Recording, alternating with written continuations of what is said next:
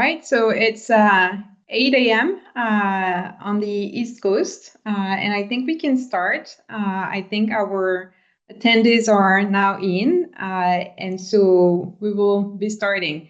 Welcome, everyone. My name is Fadila Kayo. I'm the Regional Manager for the Education and Skills Global Practice in the MENAP region, which stands for Middle East, North Africa, Afghanistan, and Pakistan at the World Bank. I'm really delighted to be chairing this event today. We will be discussing a very timely and important topic, that is the role of digital learning in promoting economic transformation. We will also showcase some of the work that we have been doing together with our partner from the National E-Learning Center in Saudi Arabia.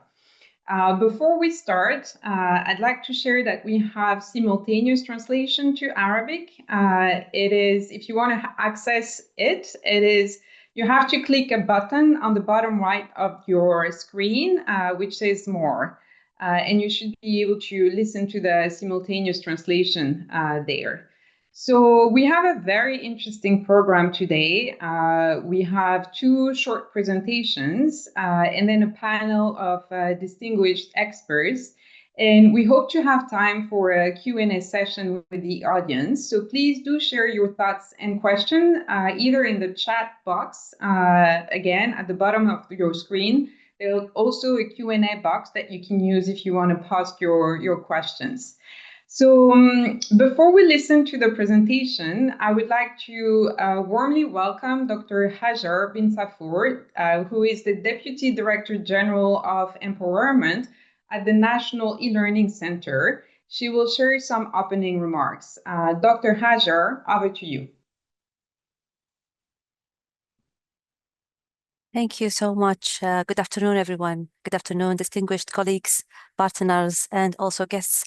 It is my pleasure to welcome you today on behalf of the National E-Learning Center and to thank you for joining this important dialogue on the role of digital learning in promoting economic transformation.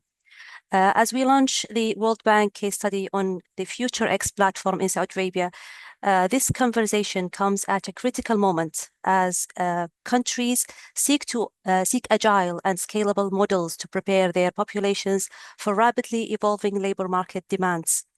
In the Kingdom, Vision 2030 places human capability development at the center of national competitiveness, with a growing youth population and continuous reskilling needs across the workforce. Digital learning has become a strategic enabler of productivity, innovation, and economic diversification.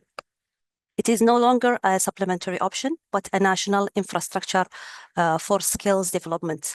The National E-Learning Center was established to address this opportunity systematically. As a regulator, we ensure trust through quality assurance, licensing, and also standards.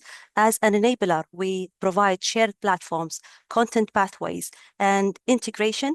And as an orchestrator, we coordinate institutions, employers, and also global partners toward measurable outcomes. So together, this positions the center as a global center of excellence in digital learning, governance, and policy innovation. FutureX reflects this vision by connecting learners to curated programs from national and international providers. The platform has supported more than 3 million learners and millions of learning hours across government, education, and also industry sectors. Its design prioritizes relevance, interoperability, and mobility, ensuring that upskilling directly aligns with real workforce needs. So our work is anchored in the ACT strategy: agility to rapidly curate skills pathways, collaboration to unify universities, platforms, and employers, and also trust through quality assurance, unified learner records, and also data-driven monitoring. These elements reduce fragmentation, improve efficiency, and also create clearer journeys from learning to employment. We appreciate the World Bank's thoughtful case study, not as a technology success, but as a demonstration of policy-aligned innovation and government maturity. This perspective matters because digital transformation must translate into stronger talent pipelines, higher productivity, and sustained economic growth. Looking ahead, we will continue expanding equitable access to high-quality digital learning, deepening industry partnerships to strengthen credential recognition, and also advancing skills in emerging fields, including digital, green, and AI-aligned domains. Finally, I would like to thank our colleagues at the World Bank, our national stakeholders, and our international partners for their collaboration. And we look forward to today's discussion and to continued efforts that unlock the economic potential of digital learning for the kingdom and beyond. Thank you so much. Thank you so much, Dr. Ajar. So now we'll turn to Dr. Luis Benveniste, who is the Global Director for Education and Skills at the World Bank. I will invite him to share some opening thoughts as well. Thank you. Over to you, Luis. Thank you, Fadila. Welcome, distinguished guests, panelists, and participants. Education and skills are the pathway to more and better jobs and a lifeline out of poverty. So investing in education is not just a social imperative, it's an economic necessity for individual prosperity and national growth. So this is critical in the MENA region as it faces three major transitions: rapid aging, climate change, and technological advancement, all of which pose risks to future human capital and economic resilience. At the same time, these megatrends also offer opportunities. A recent analysis of over 275,000 online job postings across 6 MENA countries revealed that digital skills demand is high across all sectors, with nearly 37% of jobs advertised online requiring at least one digital skill. Green skills are also in demand, particularly concentrated in the energy sector. So to keep pace, countries must equip their people with digital and green skills and foster a culture of lifelong learning. Education systems must evolve to prepare learners for jobs that do not yet exist and to support transitions across sectors and careers. By leveraging technology, we can deliver flexible, personalized, and job-relevant learning at scale, from foundational literacy to advanced STEM, green, and AI skills. On this front, we're proud to support NELC's efforts as part of the World Bank's long-standing engagement with the Kingdom of Saudi Arabia's education sector. And I would like to extend our sincere appreciation to the NLC for the ongoing partnership and collaboration supporting Saudi Arabia's ambitious digital learning agenda. Let us use today's discussion to challenge assumptions, share lessons, and spark new ideas on how to scale up digital learning effectively, looking not just at access, but also measuring its impacts on indicators such as employability, productivity, and equity. Digital learning is not just about technology, it's about unlocking human potential, driving economic transformation, and building societies that are resilient, inclusive, and ready for the future. No single actor can do this alone.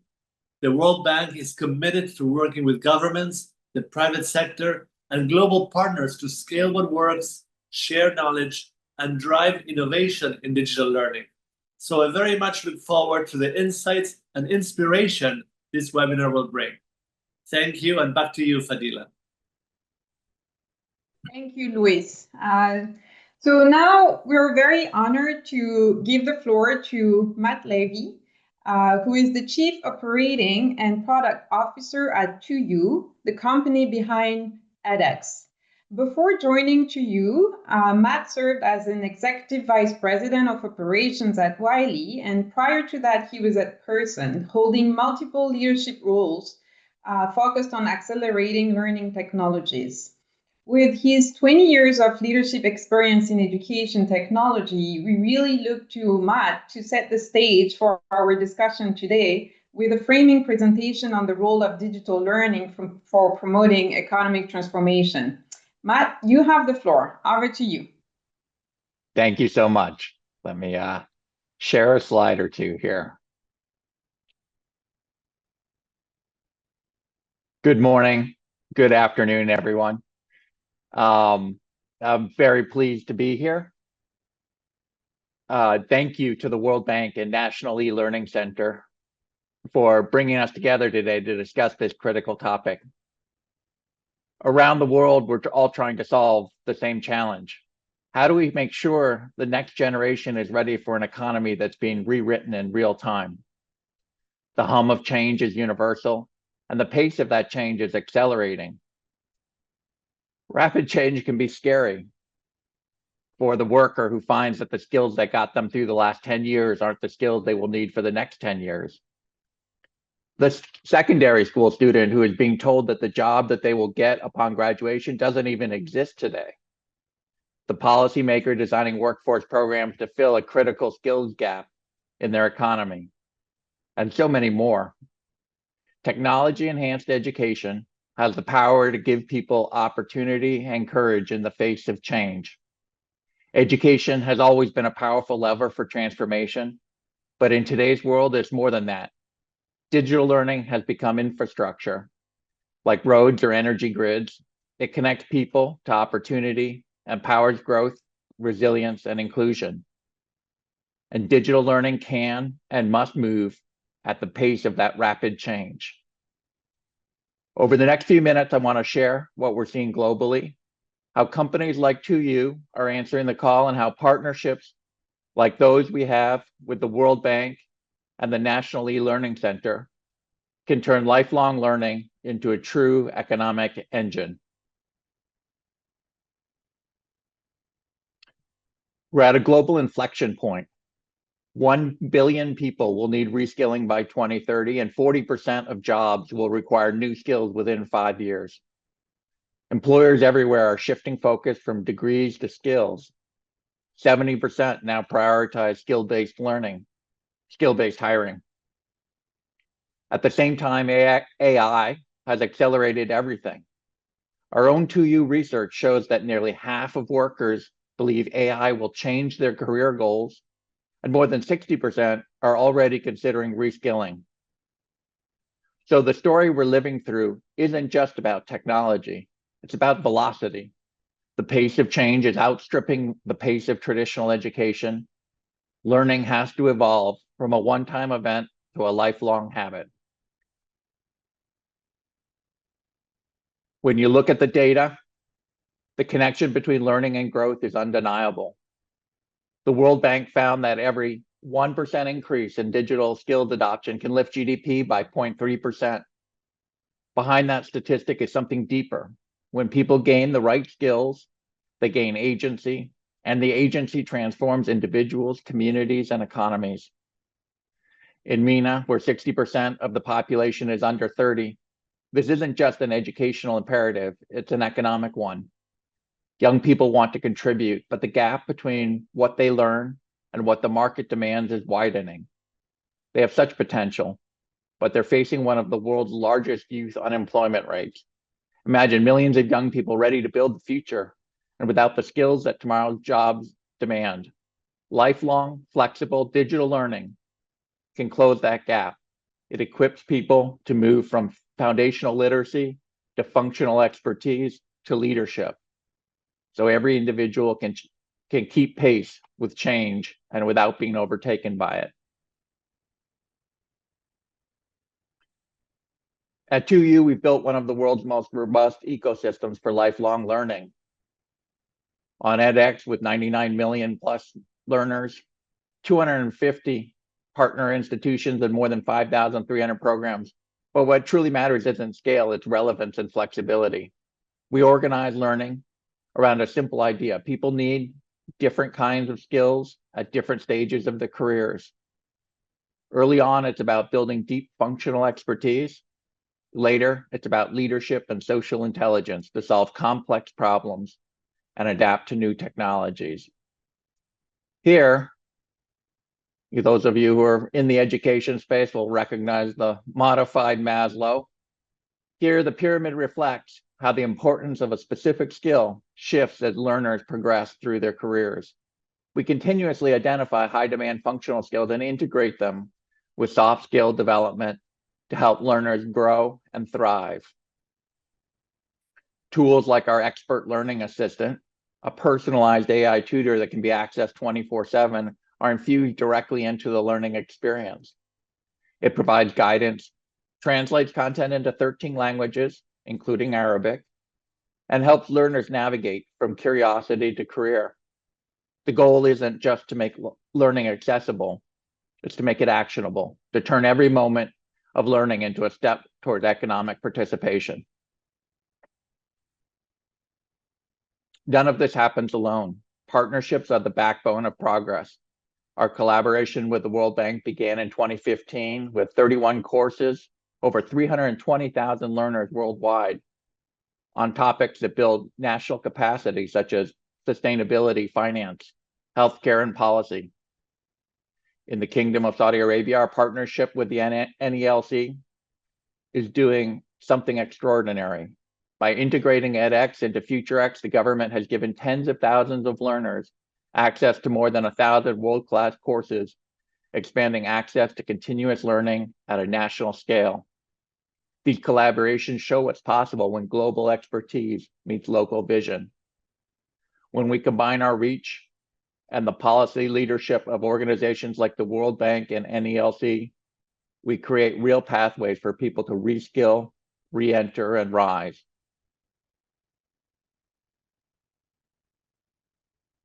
Looking ahead, the future of learning will be defined by what we call AI plus HI. That's artificial intelligence and human interaction together. AI can scale access and personalization at unprecedented speed, but human insight, the mentorship, empathy, and creativity of instructors and peers is what gives education its soul and its efficacy. When we bring those together, we build not just smarter systems, but stronger societies. Education becomes economic policy. If we treat digital learning as the infrastructure for growth, and if we invest through partnerships like those we have with the World Bank and the NELC, we can ensure that the next generation has the skills, the confidence, and the opportunity to lead the transformations already underway. We can turn disruption into development and give every learner everywhere the power to shape the future. The question isn't whether technology will change our economies. It already has. The question is how we'll use learning to make that change equitable, sustainable, and human. Together, we have the tools and the partnerships to make it so. Thank you so much. Good afternoon. Thank you very much, Matt. I think a set of very important thoughts and framing remarks for us to be reflecting upon during this event. So we'll listen to another of our speakers who will go a little bit more granular into one of the initiatives that the National E-Learning Center is leading. So the FutureX initiative. And I was very impressed to see that it recently won the Best Government Capacity Building Initiative Award at the GCC Digital Government Awards 2025, organized under the Cooperation Council for the Arab States of the Gulf. The World Bank has an upcoming report on FutureX, which my colleague Adele will now present on behalf of the team. Adele, over to you.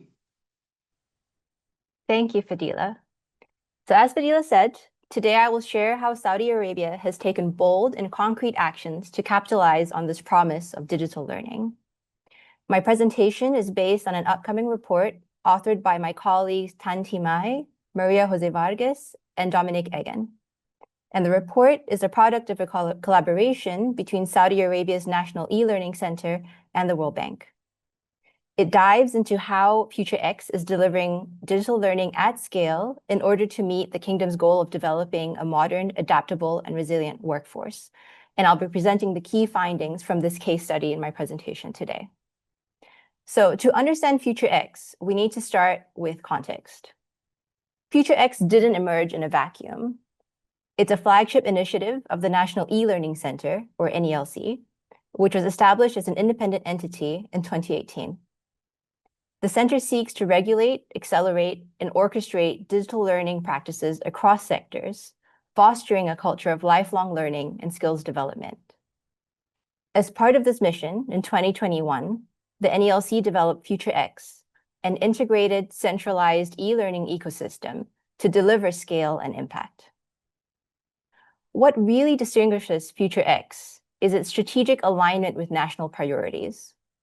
It's directly tied to Saudi Arabia's Vision 2030, the comprehensive plan to build a vibrant society, thriving economy, and position the kingdom as a global innovation leader.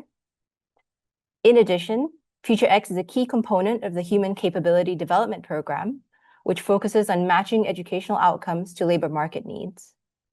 And it also supports the National Skills Strategy, which emphasizes workforce adaptability and lifelong learning. So as you can see, the thread running across these national strategies is a recognition that economic transformation requires a dynamic, skilled workforce that can adapt to rapid change. With this, FutureX isn't just an education platform, it's integral to the entire national transformation agenda. So how does FutureX actually work in practice? It is an integrated, centralized ecosystem built on what we call a platform strategy, serving as the connective tissue between learners, providers, and resources. They've partnered with leading e-learning platforms, content developers, and vendors, and are working with more than 2,000 organizations across different sectors, providing learners with access to a massive catalog of courses. Crucially, though, it's not just about quantity. First, every piece of content must meet NELC's national quality standards. And then, FutureX enables organizations to create customized learning pathways that align with specific skills and workforce development needs. With support from NELC and subject matter experts, to date, more than 87,000 tailored learning paths have been developed through FutureX. And here, speed is key. A fully curated and designed pathway can be developed within just 3 days.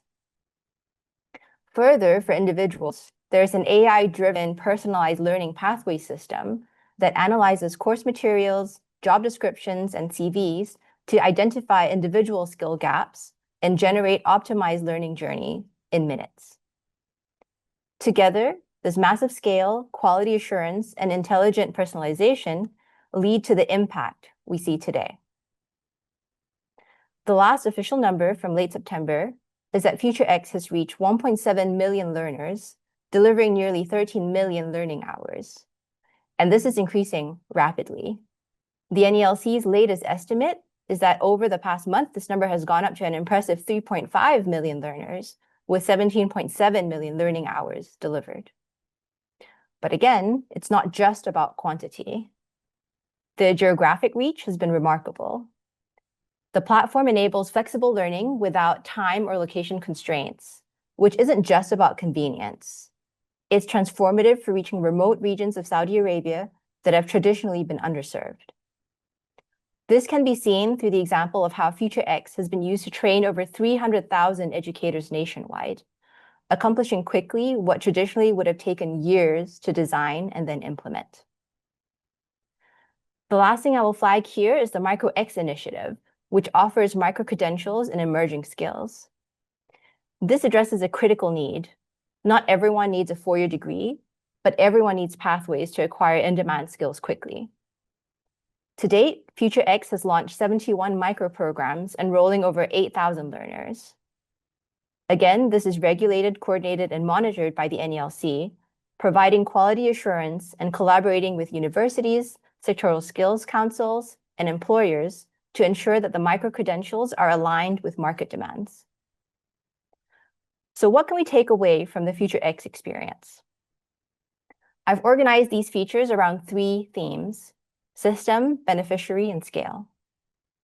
At the system level, strong alignment with national goals ensures digital learning is rooted in broader economic and social objectives. And relatedly, the FutureX experience shows that this alignment with national goals increases the likelihood of sustained government policy and investment, both of which are essential for digital transformation.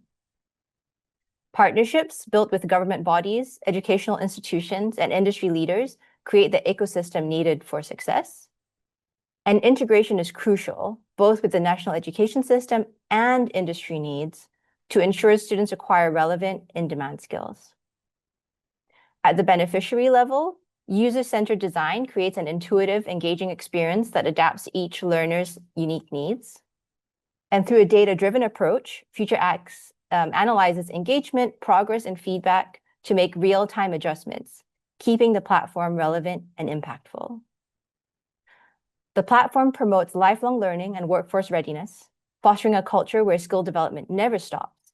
And as mentioned, FutureX's focus on accessibility means more learners have access to learning, particularly in traditionally hard-to-reach areas. With these foundations in place, FutureX is well-placed to scale upskilling and reskilling initiatives, even as the demand for skills continues to evolve rapidly. And while FutureX currently predominantly serves Saudi Arabia, its digital platform has global outreach potential, for the MENA region particularly, given its emphasis on Arabic language resources and regional partnerships. So as a global education community, as Met mentioned, we're at a critical juncture. We know how to scale digital learning. FutureX has shown us what is possible when you combine strategic vision and alignment, investment, quality assurance, partnerships, and technology. The real challenge for all of us is scaling with purpose, keeping our focus firmly on the outcomes that matter. Are we reaching the most vulnerable populations? Are learners gaining employment and advancing in their careers? Are businesses finding it easier to find the talent they need? I look forward to hearing our panelists explore some of these key questions in the upcoming panel discussion, and I'm excited to see what's next for FutureX and digital learning as a whole. Thank you very much. Thank you, Adele. Thank you for this presentation. And I have to say that I'm really proud of the collaboration that we've had over the years with the National E-Learning Center, and seeing this report that is about to be published and summarizing some of the key principles, I think will be helpful, as Adele, you said, not just for Saudi Arabia, but for a range of countries in the region, but also beyond the MENA region that are all looking at finding solutions to this giant problem of upskilling and reskilling. So thank you so much for that. We've listened to two very interesting presentations that I think gave us a lot of food for thoughts. So I'm looking forward to the panel discussion. I'm very happy to welcome here four leading experts in Saudi Arabia, but also on the global stage to discuss this topic. So I will introduce them and then we can move to the panel discussion. First, we have Dr. Khalid Al-Sharani, who is Deputy Minister Senior Advisor at the Ministry of Human Resources and Social Development in Saudi Arabia. Dr. Ali Al-Shamari, who is at the Tabuk University, the Associate Dean and E-Learning Dean at that university.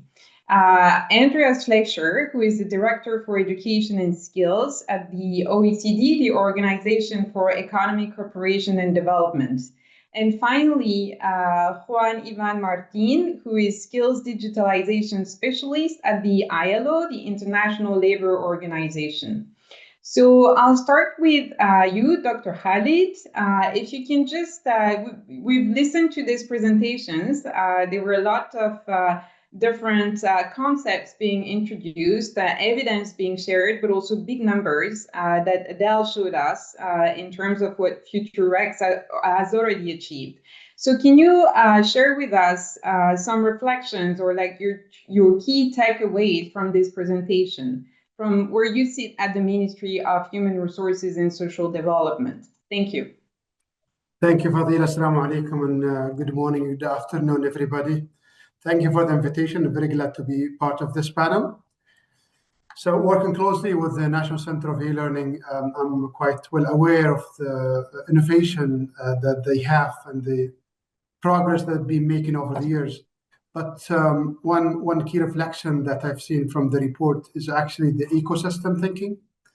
and the transition from thinking of digital learning as a tool for education, as a new tool for education training, to digital learning as a lever for economic growth. Very glad to start seeing this in the reports and in the education and training system here in Saudi Arabia. I mean, 5 years, if we wouldn't have heard this discussion, argument, e-learning and digital learning is seen as a way of education for educating students. Now we're talking about workforce development, we're talking about economic growth for sectors, which really signals a change of thinking in the education and training ecosystem. So that's one key reflection that I've seen across the report and across the introduction by Dr. Hajar and by the team here from World Bank and by also Matt from TUU. Another reflection that I have is the AI sandbox initiative that the center is engaged in recently. I know it's a recent initiative, but as I work closely with the center, I know that they're working in a very innovative way, integrating and accommodating all the skills standards and skills frameworks that we work in the Ministry of Human Resources, but as well as other entities, other ministries, and they're taking this really into consideration and like taking AI as a tool to integrate that into customized digital learning solutions that responds to the economic growth and workforce development. So I would say these two key highlights that I've seen in reflection that I would like to start with, and I'm going to leave the floor to my colleagues to add their reflection. Thank you, Fadila. Thank you so much. Perhaps Dr. Ali, you can come in from the perspective of your role as a e-learning dean. What does it all mean for university and academics? Thank you so much, Fadila. Again, it's a pleasure and honor to be here in this panel discussion. I'm going to build on Dr. Khalid's reflections. I'm also going to comment on this as a stakeholder.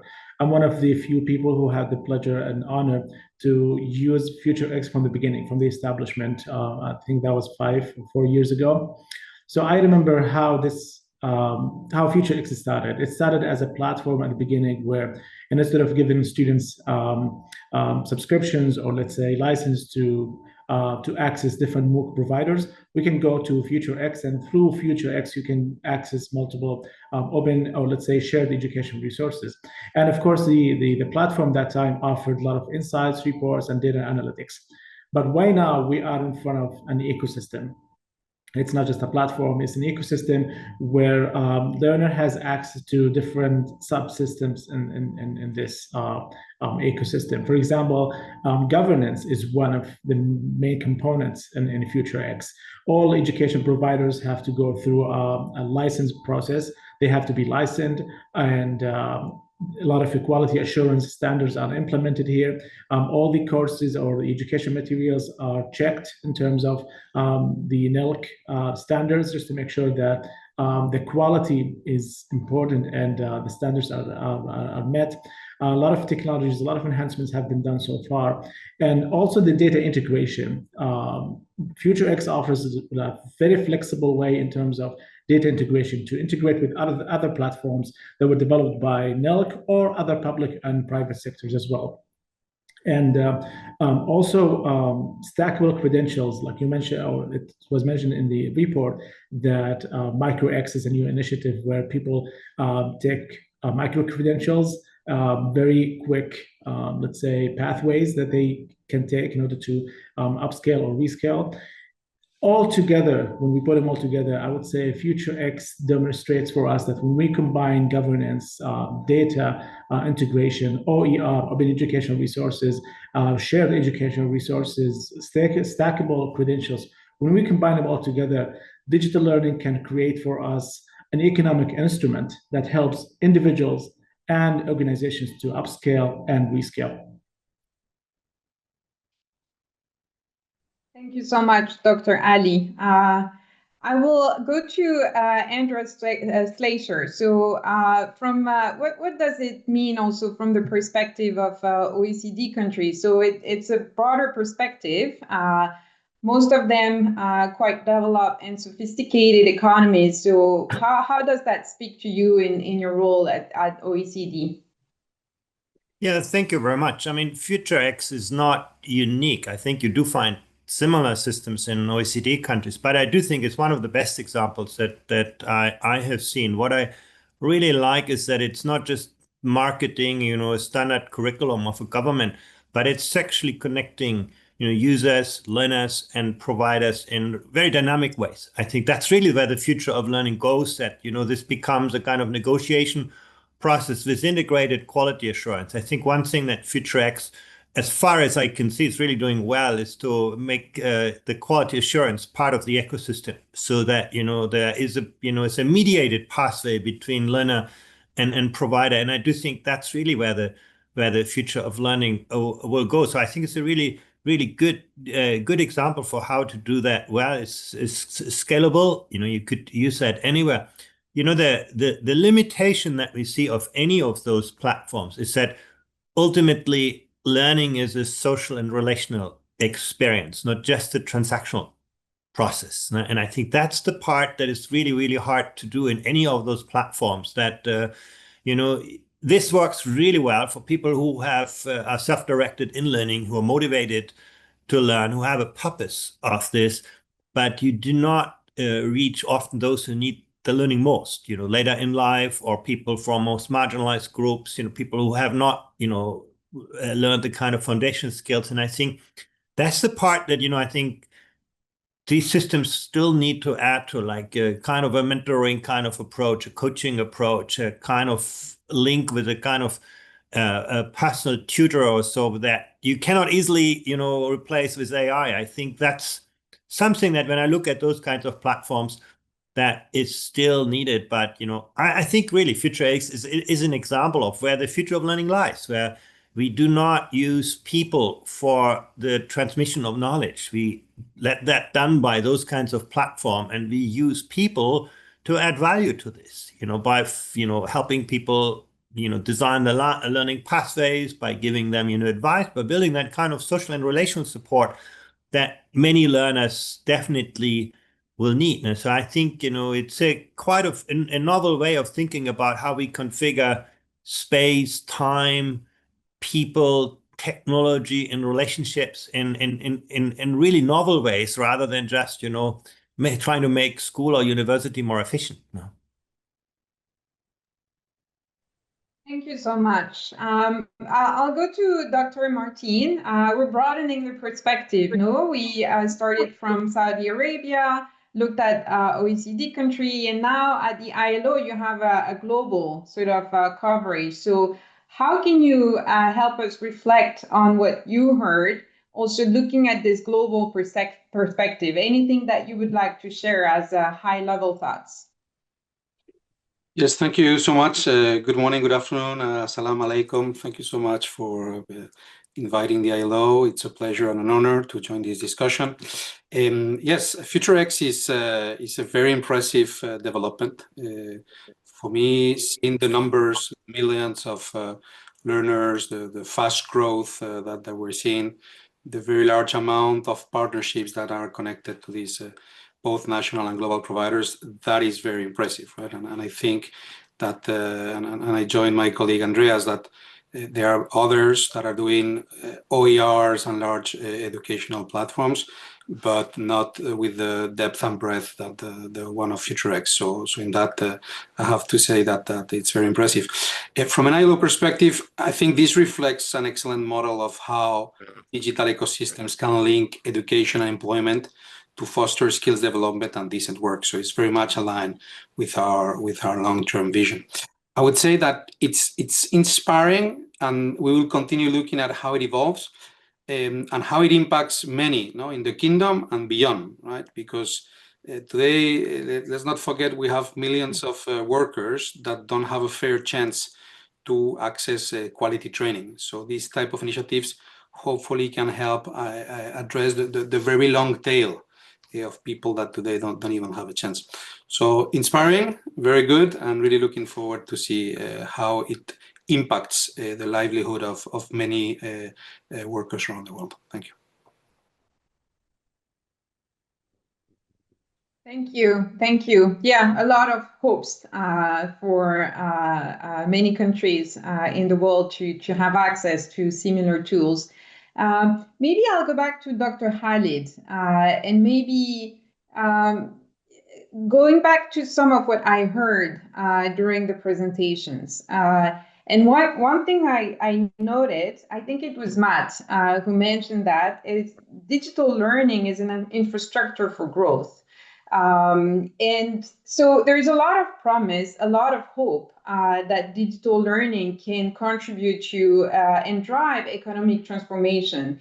But then the question is, how do we know that we're delivering on this promise? Like, are there any metrics or indicators that we could use? What is the kind of outcomes that we should target to make sure that we are on the right track and that indeed this infrastructure, digital learning, will be a driver for growth and transformation? Over to you. Thank you, Adila. This is the hard question. You know, as I mentioned at the beginning, this is in Saudi Arabia and in many other countries. I think there is good progress and there is a transition from, as I said, digital learning and micro-credentials as a way of learning and training to more of economic lever and tool that helps economies and sectors to grow. Yet the impact isn't immediate. It takes time, as you all know, for that to materialize and for that type of learning even to be recognized.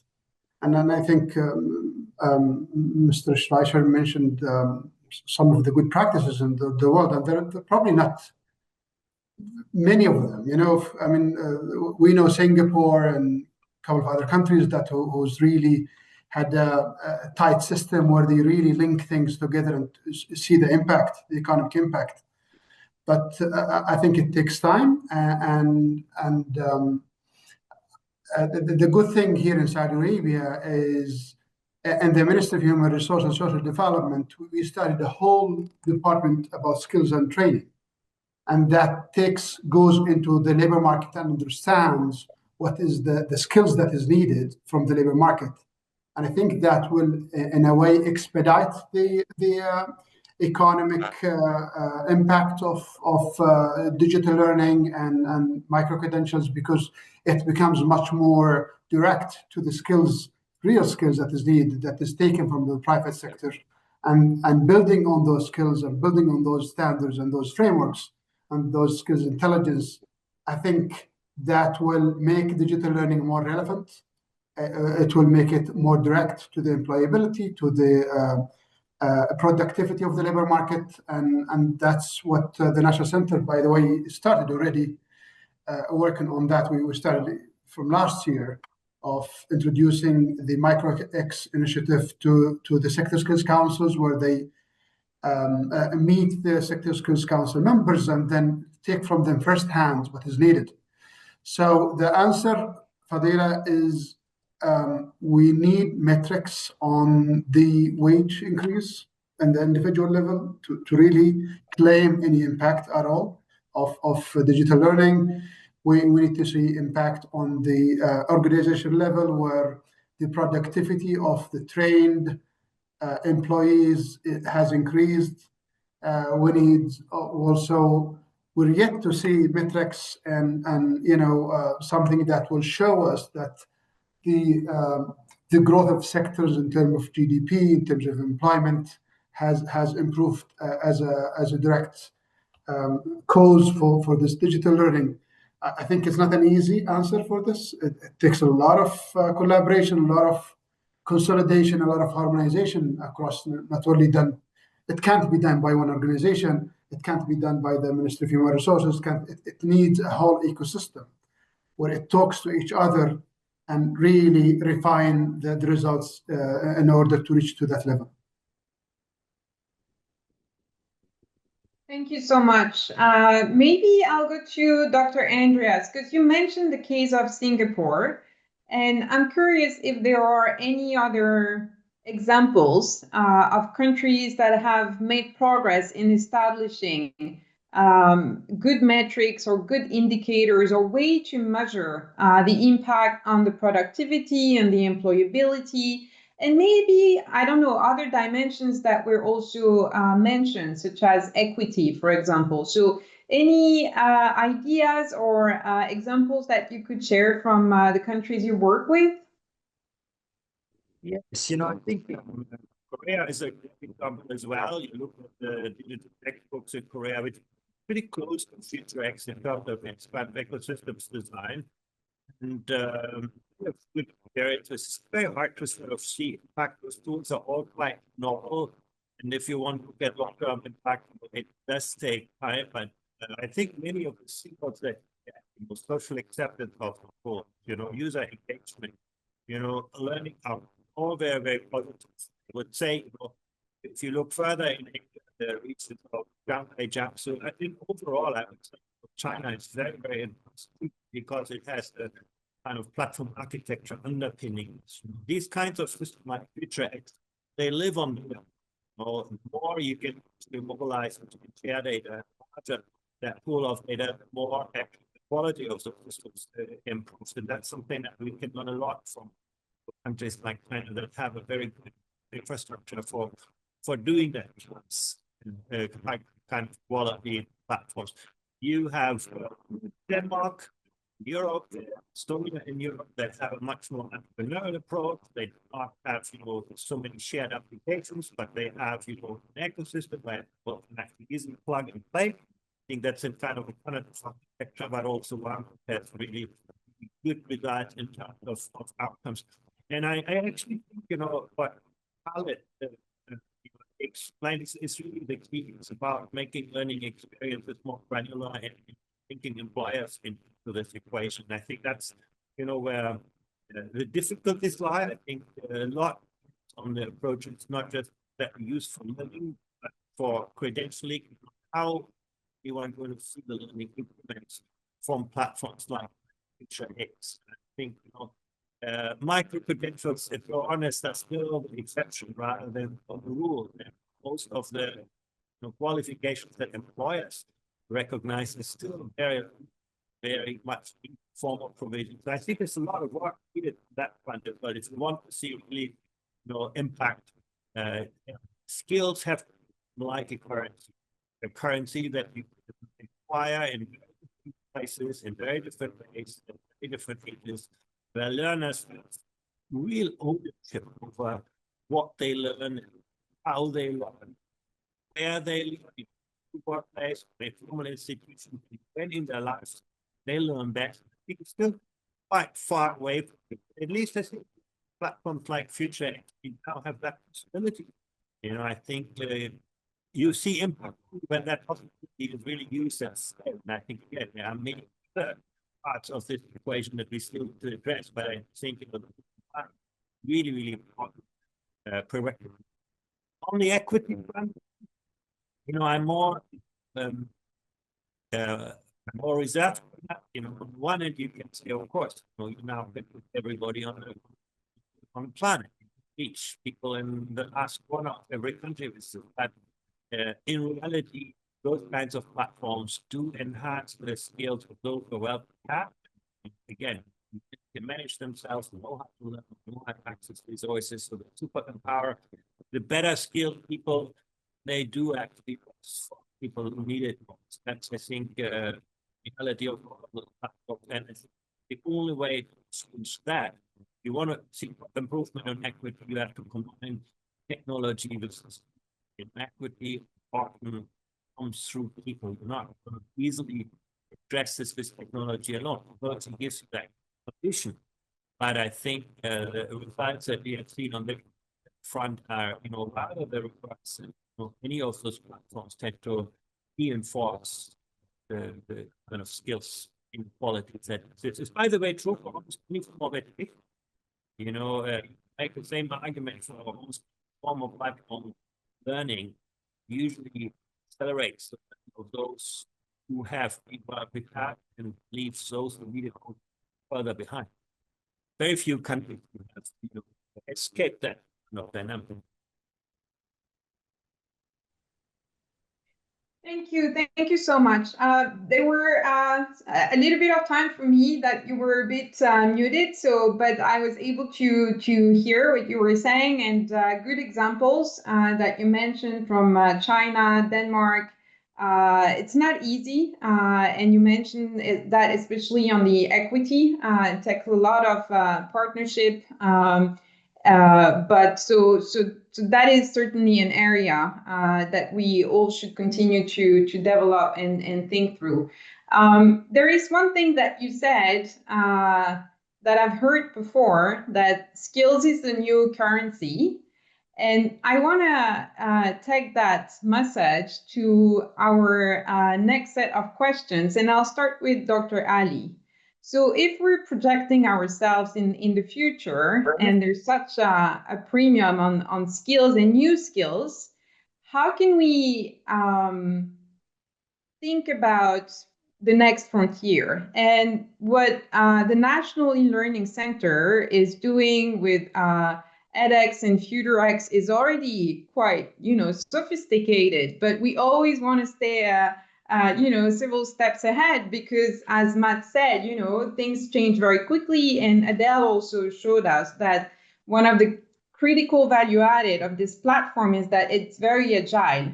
It doesn't take, 2, 3, 5 years to build a new program. So we have to anticipate and think ahead. So from your perspective and in your role as e-learning deal, how do you see emerging technologies or new approaches?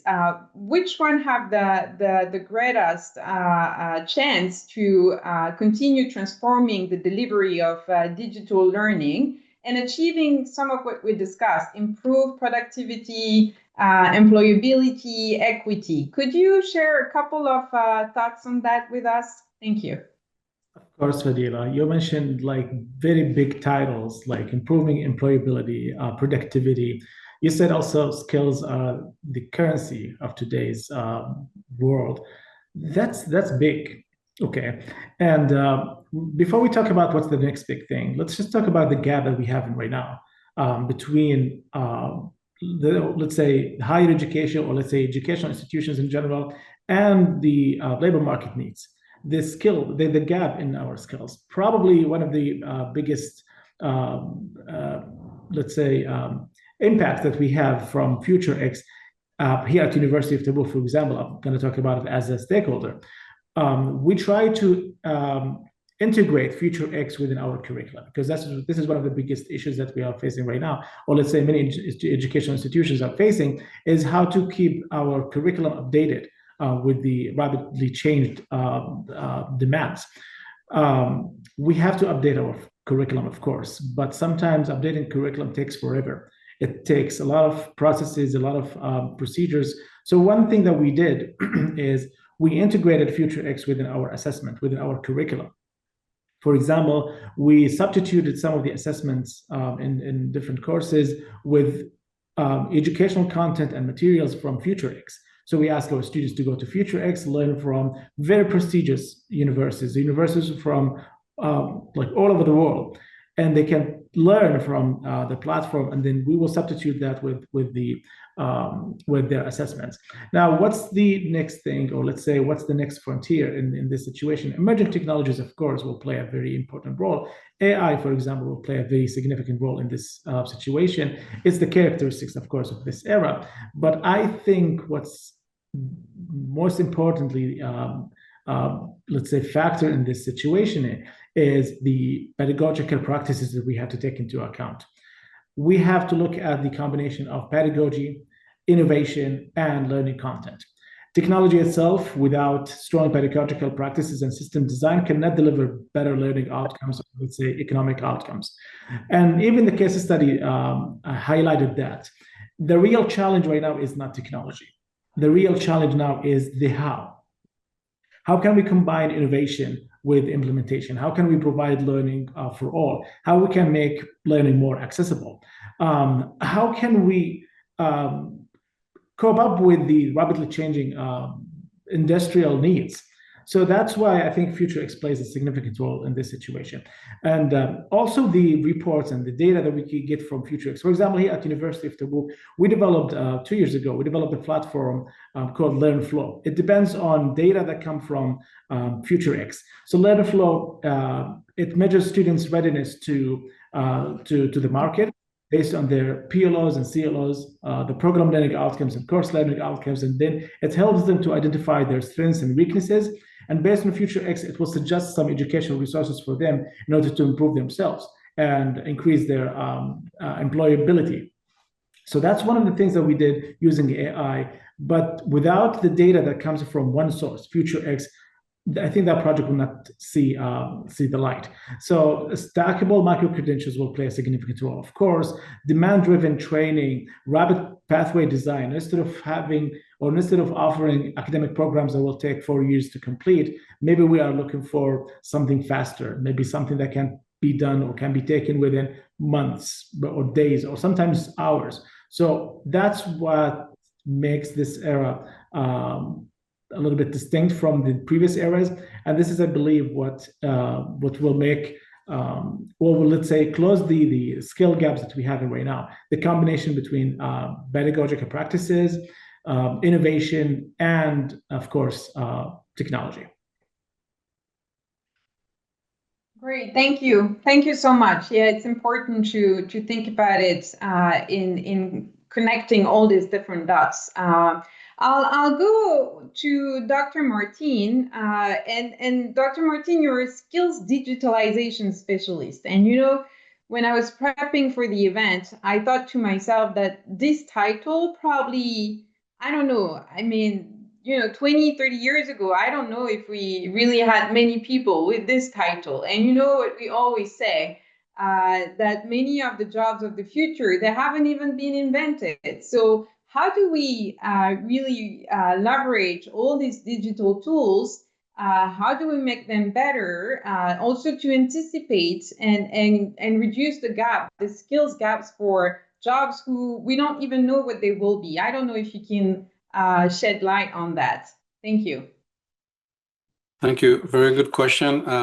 Because it says digitalization, it's a multi-purpose word.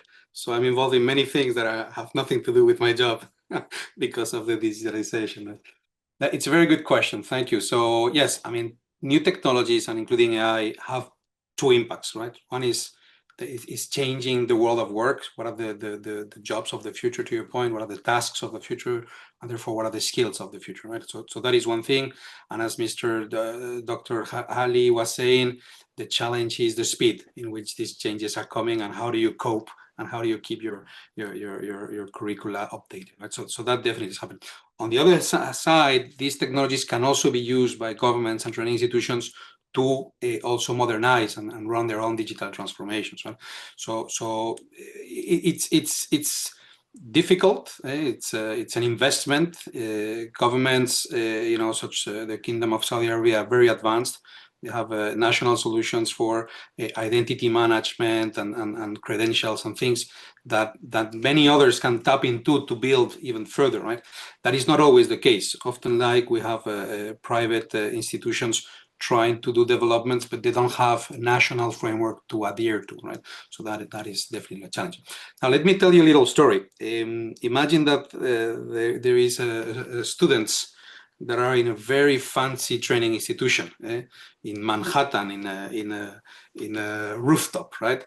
And they're using VR, and they're using 3D printers, and they're using blockchain and drones, and and they have been trained to do mechanics to repair motorcycles. Imagine, right?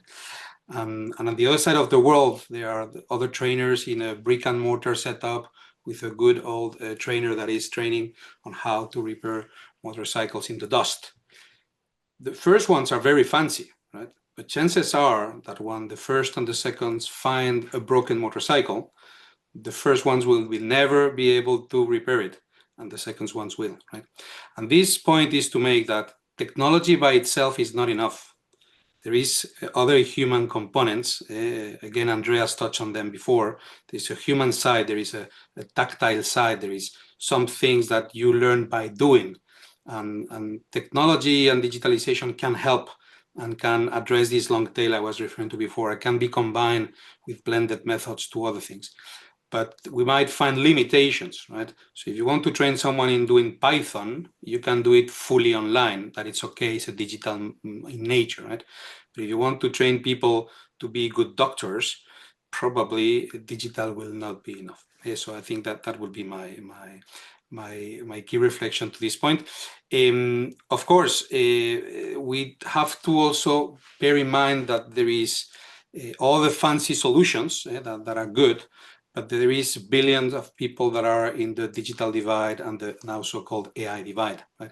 So also thinking in low-tech setups where people can be trained with narrow bandwidth, with mobiles that are not smart mobiles, with SMS even, these type of solutions also are less fashionable, let's say, but are also very useful for millions of people that today can simply not access. Right, so I think it's success is somewhere in between. It's the combination of both. It's good to have all the latest technologies, etc., but we need to think of the billions of people that today cannot dream of accessing that, but still need to be upskilled and reskilled to have a fair and a more just way of life. Right. Thank you. Thank you so much. And indeed, we have a huge global challenge, not only in terms of learning, in terms of upskilling, reskilling, but also accessing some of the basic infrastructure that are needed to leverage this digital platform. So I thank you so much for sharing your thoughts. I see a couple of questions in the chat. I'd like to give space and time to address these questions. And so one we discussed a little bit already. I think it was asked before we discussed that. And it has to do with examples from, based on your international experience, what are the key success factors of digital education initiatives that have demonstrated measurable economic impact in other countries? So I don't know, we discussed it a little bit, but if anyone wants to come back to this with other examples, we can do that. And then there is a question that is specifically focused on the platform. Has this digital transformation and the related initiative started from the early stages of schooling, or is it primarily focused on higher education and workforce training? And how can this integration be expanded to include early education so that the transformation begins from the foundational levels? Very, very good question. So I don't know who would like to come in on that. I see Dr. Hajar still connected. Adele, so maybe you can shed light on this. So I'll just give the floor to anyone who would like to address those two questions.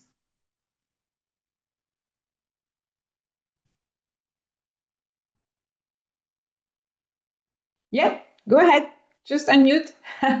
Okay. Now, just on the first one, I mean, typically the measurement, can be done from macroeconomic indicators, right? So what is the GDP contribution? What is the labor productivity growth? What is the employment elasticity? What is the investment to GDP ratio? You can think of many, but at the end of the day, you want to measure how is that changing the economy and the livelihood of people, right?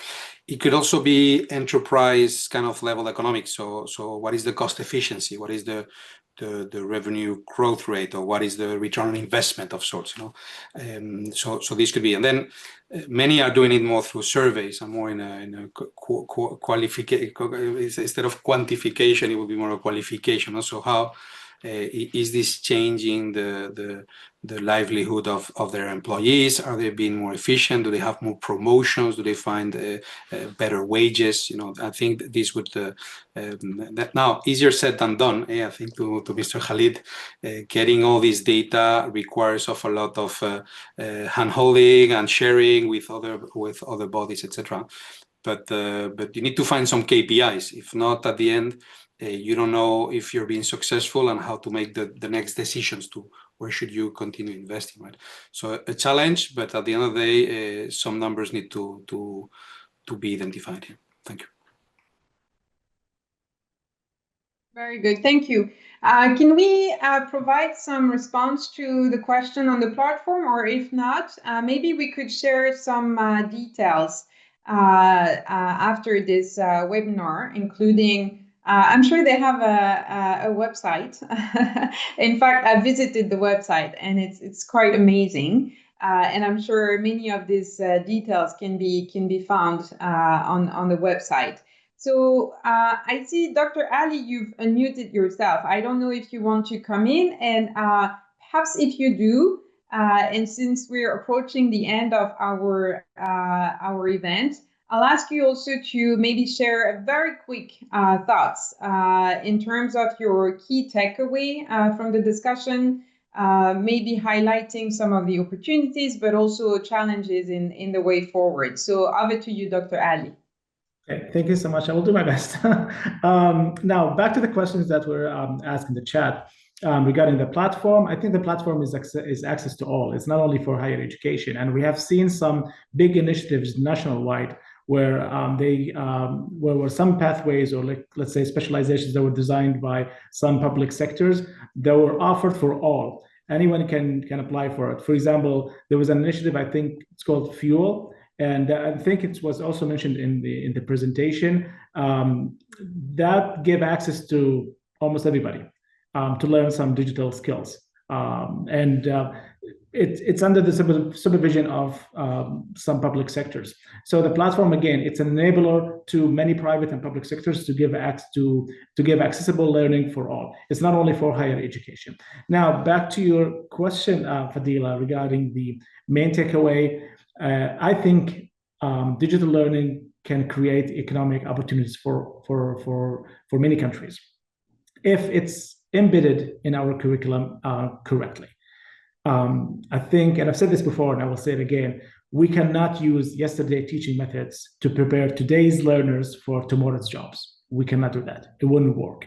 That's why we have to take advantage of the capabilities of digital learning in order to prepare our learners for future jobs, and even jobs that don't even exist right now.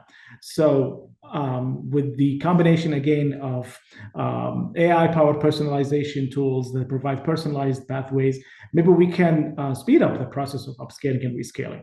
Everybody needs upscaling and rescaling. It's a must. It's something that this era depends on in terms of industrial jobs. So I think the main takeaway is digital learning is not limited to online learning. It's embedded in our curriculum. It's the main characteristics of this era. So we have to look at all the capabilities of digital learning in order to create new economic opportunities. One last thing I want to mention, here in Saudi Arabia, for example, there are new sectors that just evolved recently. For example, entertainment.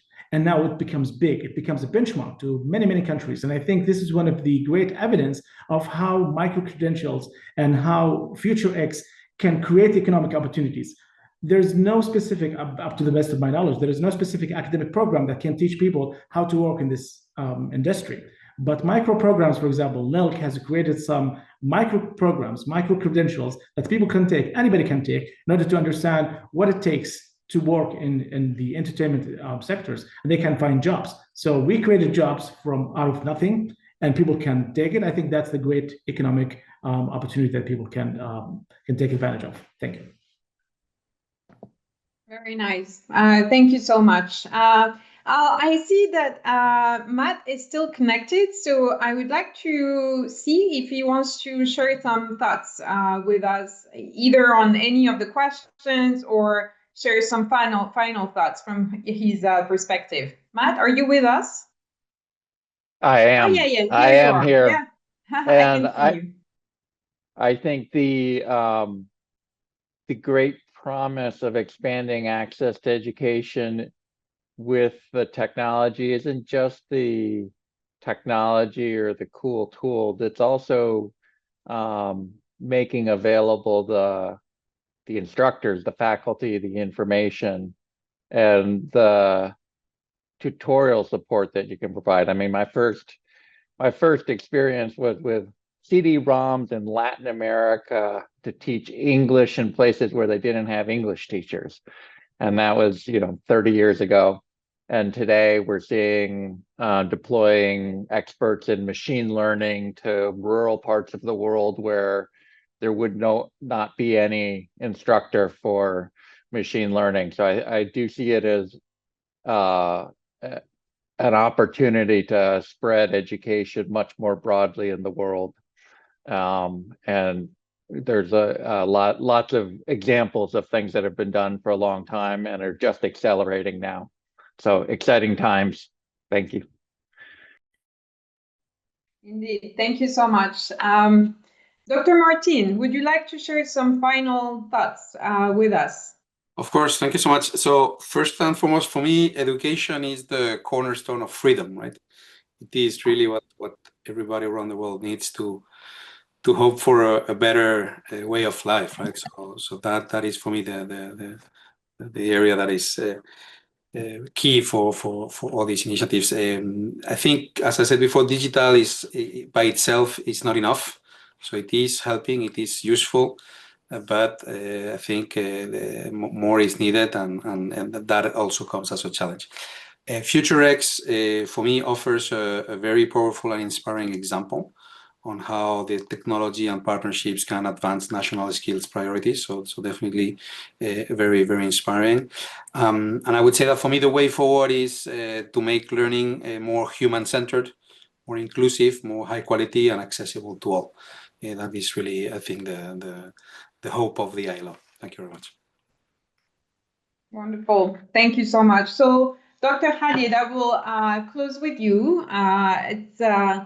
It's at the Ministry of Human Resources and Social Development, you have really a lot of opportunities, but also, the numbers are not small in terms of making sure that everyone has access to the right opportunities. And so I'd like to hear your thoughts and final words as part of this event. Thank you. Thank you, Farila, and thank you, colleagues. My final thought on this is Saudi Arabia doesn't have shortage of skills development, training, education. It's one of the highest countries in the spending in education training. So access is not an issue. I think the issue is the fragmentation that those efforts are. It's fragmented. And I think in order for digital learning and micro-credentials and all those types of learning to make an impact in the economic growth, I think we need to focus on not in the skills development, but in the skills recognition aspect and the skills utilization. There's a lot of training, there's a lot of courses. FutureX and almost each ministry has its own initiative on skills development. The problem is it's not recognized very well by industry. It's the trust that we wish and hope we can see is not there yet. So the skills recognition, the skills utilization, how we can really reach to a level where every skilled learner is utilized in their workplace. That is another I think thing that we need to focus on.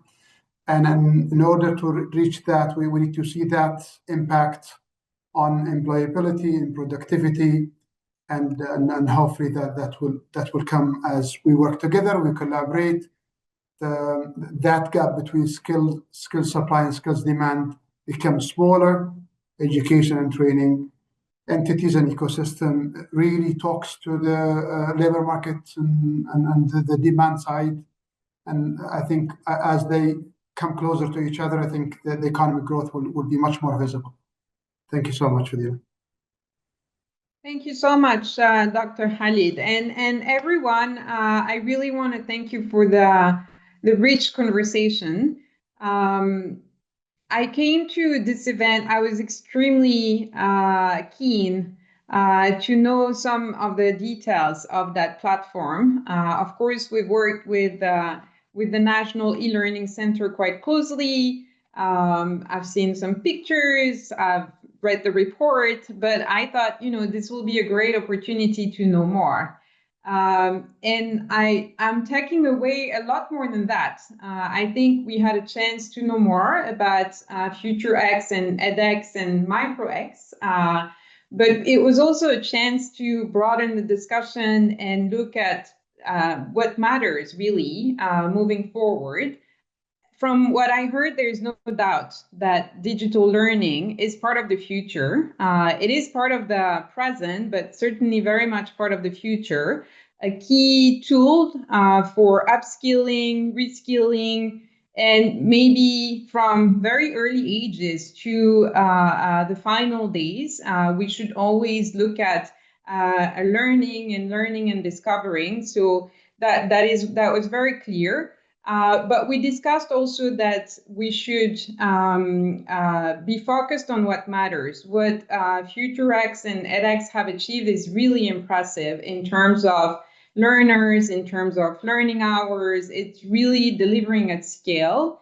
And reaching the results that they have set for themselves will be important. We discussed a little bit how it's difficult to measure the results and the impact. We need to have good indicators, but we also discussed other dimensions that are essential. One was equity, the importance of ensuring equitable access. It's not always easy. The other aspect that we mentioned was that this must be part of a broader skilling strategy. And we see that in many countries where we work, that there tends to be a fragmentation of the delivery of training and skilling opportunities. There must, of course, be good quality and ways to ensure and measure quality, but also really tight connection with the labor market. And I think some of what you said, Dr. Khalid, in terms of recognition also of this learning is important. And one thing that was mentioned also is that it needs to be very much part of the broader curriculum. So that I think, Dr. Ali, you mentioned that, going back to having a broader vision. And for me, one thing that will stay also is that technology is critical, but it should come in combination to many other things. An opportunity to practice in real life, an opportunity to connect to the trainers, but also to the peer learners. And having that connection, having the chance to interact will help also develop other skills, the social-emotional skills that are critical also for the future of work. So it's been a very rich discussion. I want to thank Dr. Hajar, the National E-Learning Center, and all of our stakeholders from the Kingdom of Saudi Arabia for hosting us today, for bringing us together. I want to thank Dr. Martin, Dr. Schleicher for joining us, and of course the World Bank team. I hope we continue to work together on this very exciting endeavor. And thank you so much. Thanks for also attending, to all of our participants, for the questions. And I hope you found it useful. Thank you so much.